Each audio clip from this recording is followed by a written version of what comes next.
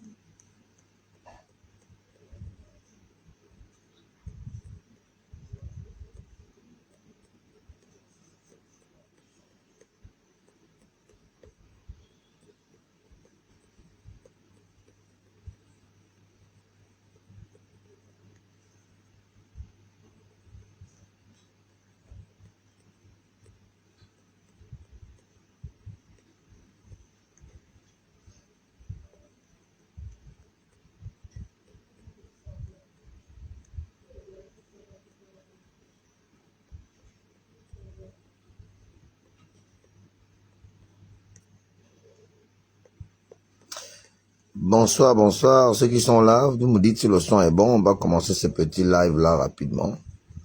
Je viens d'apprendre une nouvelle qui vient de me sonner là comme un gong. En effet, j'apprends par le Badécon en chef que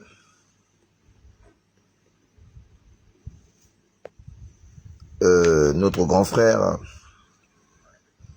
Libama vient d'être arrêté. Je l'ai appris là il y a peut-être quelques minutes. Et j'avoue que je m'y attendais pas. Mais à ce que j'ai écouté comme récit des uns et des autres, il y a des interrogations qui me viennent, des interrogations sur cette arrestation, des interrogations encore que beaucoup viendront encore m'insulter, hein, mais bon, je suis déjà habitué. Ça ne me dit rien. Je me pose la question, est-ce que c'est une exfiltration ou c'est une arrestation? Si je m'en tiens à comment le pouvoir fonctionne, puisque c'est encore vous-même les Gabonais qui disent souvent que Oligui a ramené les mêmes pratiques et qu'il fonctionne avec les mêmes pratiques, si je m'en tiens à ça, je dis que c'est une exfiltration. C'est pas une arrestation. Mais si nous sommes tous d'accord qu'Oligui amène une nouvelle façon de gouvernance, une gouvernance où la justice doit faire son travail, oui, je peux dire que c'est une arrestation. Donc, il va falloir me situer. Est-ce que nous sommes dans les mêmes pratiques? Si c'est le cas, c'est que c'est une exfiltration et non une arrestation. Si nous sommes dans la logique de nous dire que les choses doivent changer, c'est une arrestation. Maintenant, les raisons de cette arrestation, va falloir qu'on aille les chercher afin de mieux analyser cela. Mais je vais quand même dire d'entrée que c'est une arrestation pour moi qui n'aurait pas dû être maintenant. Elle n'aurait pas dû être maintenant parce que vous rendez l'homme non seulement plus célèbre, si jamais c'est une arrestation. Si j'avais été le conseiller du président de la République, d'ailleurs que je sais que c'est même pas lui qui est peut-être derrière tout ça, parce qu'autour de lui il y a des gens qui n'apprécient pas très bien Libama, parce qu'ils savent le jeu qu'il a toujours joué.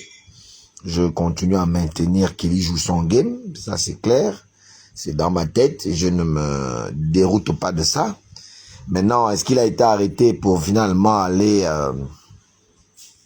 rendre des comptes? Ça aussi c'est à savoir. Donc je reste sur une ligne ce soir, c'est que on n'aurait pas dû arrêter Libama. Et c'est pas une bonne idée. C'est pas une bonne idée parce que c'est quand même un leader qui est très écouté, même si les gens ont encore les yeux fermés. Ils n'ont pas encore compris, ou peut-être alors qu'ils comprennent. Peut-être qu'aussi que SOS Éducation l'utilise, son image, pour aussi atteindre un certain objectif.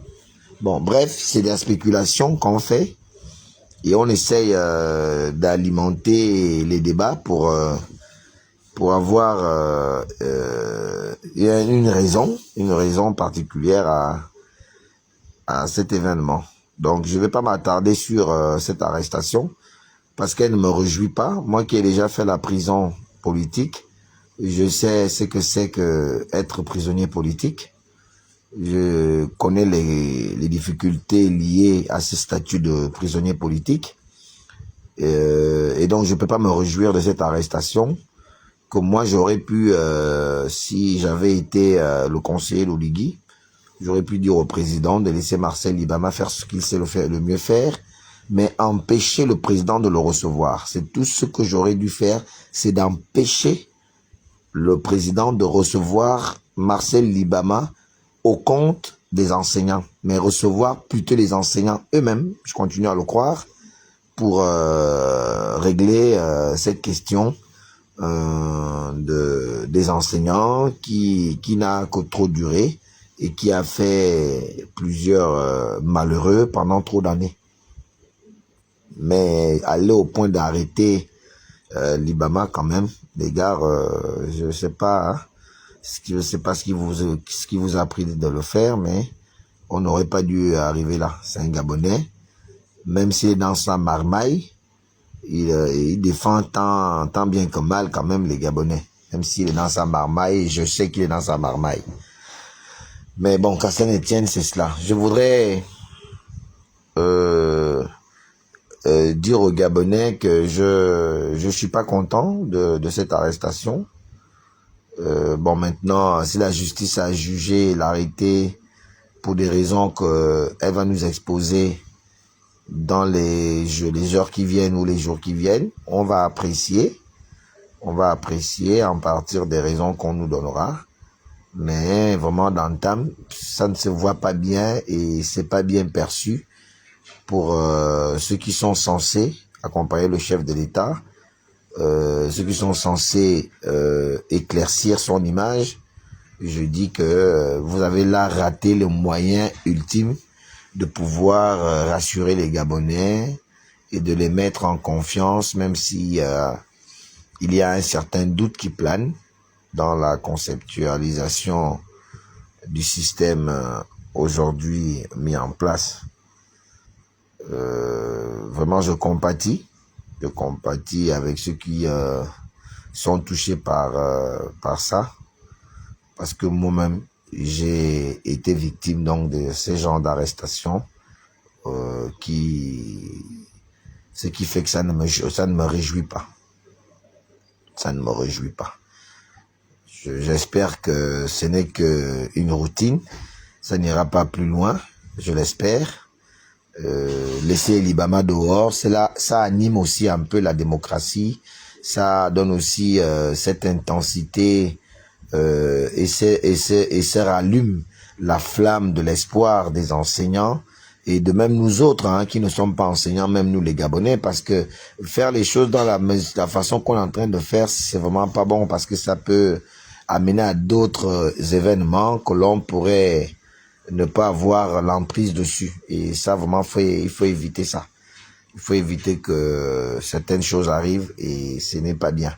Donc, je suis contre cette arrestation que je viens d'être mis au courant. Je suis contre parce que elle ne va pas améliorer, elle peut ne pas améliorer les choses. Elle pourrait plutôt envenimer parce que les gens pourraient réagir par compassion à Libama et ça pourrait, on va dire, radicaliser les gens. Ça pourrait radicaliser les gens à se dire que, ah bon, comme vous l'arrêtez, bon, maintenant, ok, tuez-nous maintenant. Et là, vraiment, c'est pas beau. Ce sera pas beau. Donc, j'aime pas cette arrestation, tout simplement, parce que elle n'avait pas à avoir lieu, parce que c'est pas bon. Voilà, c'est ce que je voulais dire par rapport à cette information que je viens d'avoir. Ça ne me réjouit pas, ce n'est pas mon ennemi, c'est un problème d'idée, c'est un problème de positionnement au niveau de la manière qu'on veut faire les choses ou mener les combats. Je voudrais également parler d'une situation aussi qui perdure dans le temps. Là, toute la société est en train de se réveiller. Vraiment, SOS. SOS éducation a réveillé quelque chose de très fort.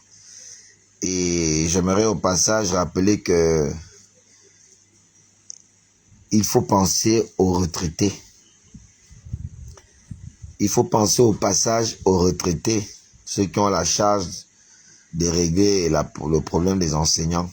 Essayez de penser aussi aux retraités qui, jusqu'à maintenant, n'arrivent pas à toujours prendre leurs émoluments. Ça vient à pipi de chat, ça vient un peu en compte-goutte.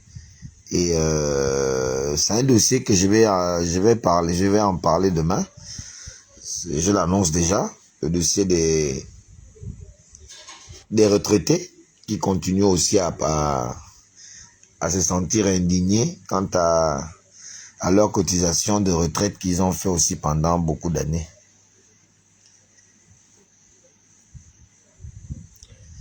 Mais non, mais Kelly, c'est ça que je dis que je suis différent de vous. C'est la différence que j'ai de vous. Pourquoi tu veux que ça me réjouisse?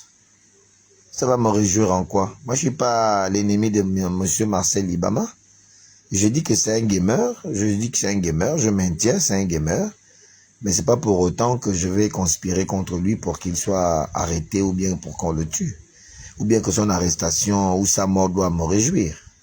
Ceux qui me connaissent mieux que toi, pas sur Internet, dans la vie réelle, ils savent que moi, je ne suis pas comme ça. Je n'ai jamais souhaité la prison à quelqu'un. Moi-même, je l'ai fait, la prison.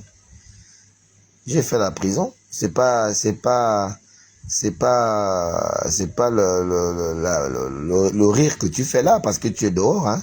Quand tu es privé de ta liberté, je peux te rassurer que c'est vraiment pas bien, hein. Je te le dis, hein. C'est peut-être que le Internet, ça vous amuse parce que vous venez mettre les gens à contre-tête. Vous êtes content quand les gens se disputent, quand ils s'insultent, ça vous fait plaisir. Bah écoutez, c'est normal, nous sommes tous des plaisantins. Au Gabon, on plaisante. Les gens ne sont pas sérieux, c'est pour ça que tout va en vrille. Hein? Comment tu peux me demander, ça devrait me réjouir? Pourquoi ça va me réjouir? C'est un père de famille, c'est un Gabonais. Il défend les droits des Gabonais, même s'il est dans sa marmaille. Mais je dénonce la marmaille, c'est tout. C'est ça, marmaille que je dénonce. Je ne dis pas que c'est quelqu'un maintenant qu'il faut l'abattre. C'est parce que j'ai jamais dit ça. Tu as bien vu que je ne l'ai jamais insulté. Donc, ne viens pas me dire que Libama a été interpellé. Ça doit vous faire plaisir. Non, ça ne me fait pas plaisir. Je l'ai même dit, si j'avais été un des conseillers du chef de l'État, moi je lui aurais conseillé de ne pas accepter cette arrestation. Encore que là même, il va falloir réfléchir si c'est lui qui l'a ordonné. Parce que lui-même l'a dit. Il a dit que vous pouvez dénoncer, mais ne m'insultez pas. Donc, je ne sais pas si Libama a insulté le président. Il n'a jamais insulté le président. Bon, maintenant, les chefs d'accusation pour lesquels s'appuie la loi pour son interpellation, on saura demain. Ce n'est qu'une interpellation. Donc, voilà. Voilà, je voulais dire ça, comme ça, d'entrée. Donc, je voulais aussi parler des retraites. Je vais faire un live demain matin pour les retraités, pour essayer d'interpeller le chef de l'État, avoir un regard aussi pour les retraités qui aussi ont des difficultés très accrues pour le fonctionnement de leur foyer, les responsabilités pour lesquelles ils doivent être présents, ils doivent assumer. Je pense que c'est aussi, puisque nous sommes dans la restauration, de la restauration des institutions, et même dans leur effectivité de marche, on teste, voir si ça fonctionne. Il va falloir penser aussi à ceux qui ont pris les retraites, donc aux retraités. Bon, il y a un sujet aussi auquel je voudrais aborder. Je voudrais aborder un sujet que je trouve aussi intéressant. C'est le sujet du personnel de santé. Aujourd'hui, je suis sorti et en rentrant à la maison, j'étais dans un taxi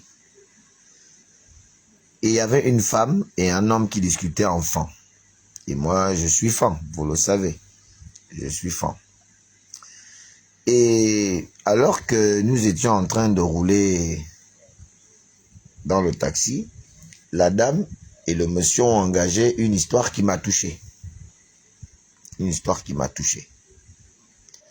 La dame racontait à son frère enfant que il y a un homme qui avait un enfant, une fille de 13 ans à la maison, et qui subitement, l'enfant a commencé à dire à son père que j'ai mal à la tête, papa, je sens la fièvre, j'ai froid, machin et tout ça. Et le parent a cru d'abord que c'était passager.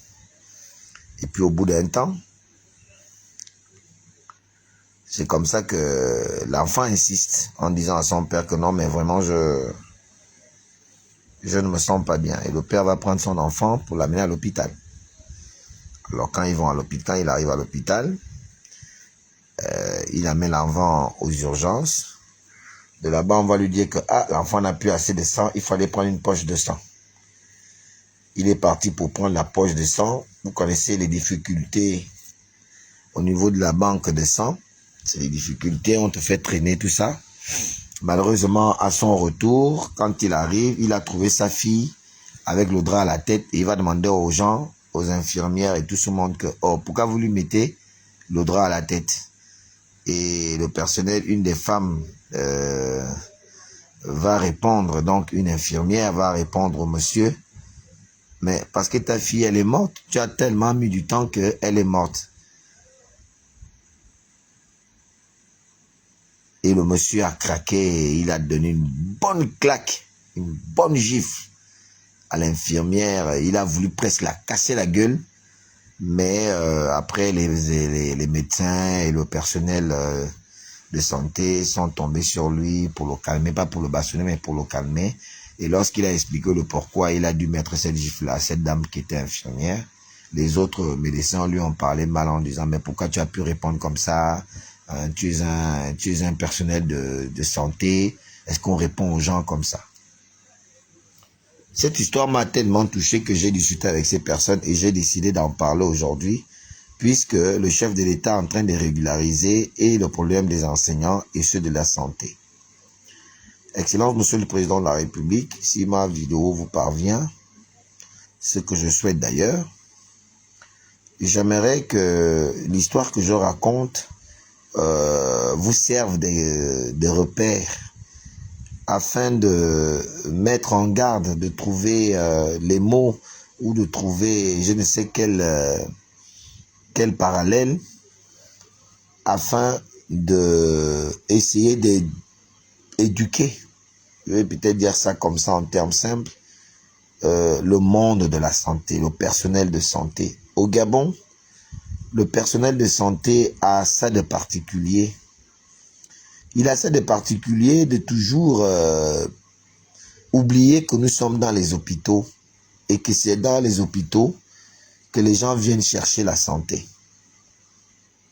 Et que lorsque tu te retrouves devant l'hôpital ou devant un médecin, tu as un peu cette petite foi de croire au fait que tu peux te sortir du malaise pour lequel on t'a amené à l'hôpital. Et lorsque tu arrives à l'hôpital et qu'on te tue le moral, parce que des individus se disent que, oh non, voilà, ils peuvent te parler comme si tu es quelqu'un de normal, quelqu'un de santé équilibrée. Et on te parle parfois avec mépris, on te parle parfois avec arrogance et tout ça à l'hôpital.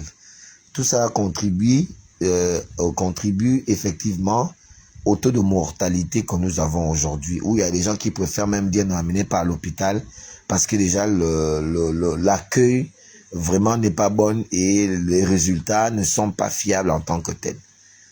Donc c'est des situations aussi que j'aimerais mettre sur la table pour que les débats puissent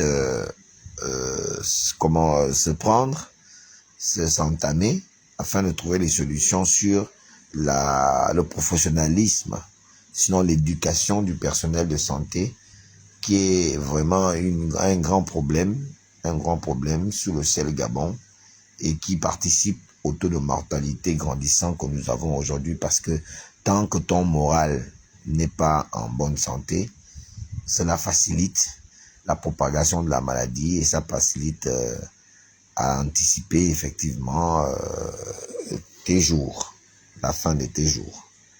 Je voulais le dire aussi rapidement. Voilà. Aujourd'hui, il n'y a pas l'IBAMA.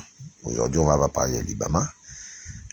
Maintenant qu'il y a ce souci, je pense que je vais faire une trêve pour le respect de l'homme, pour espérer que les choses ne vont pas s'envenimer. Mais j'espère, comme je l'ai écrit là en titre, que c'est pas l'exfiltration, hein. J'espère que c'est pas l'exfiltration, parce que généralement quand tu as fini ta mission comme ça là, après on fait semblant de t'arrêter, tu vois, non, on fait semblant, on t'amène, après on te dit bon vas-y sors, voilà, il n'y a rien et tout, bon, voilà. Bien on te met en martyr, tu vois, on te fait semblant de t'arrêter pour avoir plus de crédibilité. Donc ça aussi ça arrive. Donc croisons les doigts et espérons que ça n'aille pas plus que l'interpellation. Mais je pense plus à une exfiltration.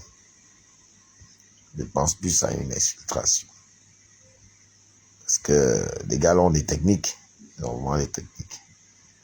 Bon, voilà. Ce que je voulais dire, que je suis désolé. Et ça me touche. Je suis pas content. Je dis aux Gabonais que je suis un être humain. Et vous prouvez que j'ai de la compassion pour les gens lorsque le temps me le permet. Et voilà. Merci, au revoir.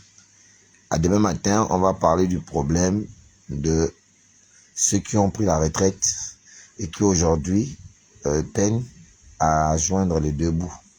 Il faut penser au personnel, aux parents, aux amis et connaissances qui ont pris leur retraite. Merci, au revoir, bonne nuit.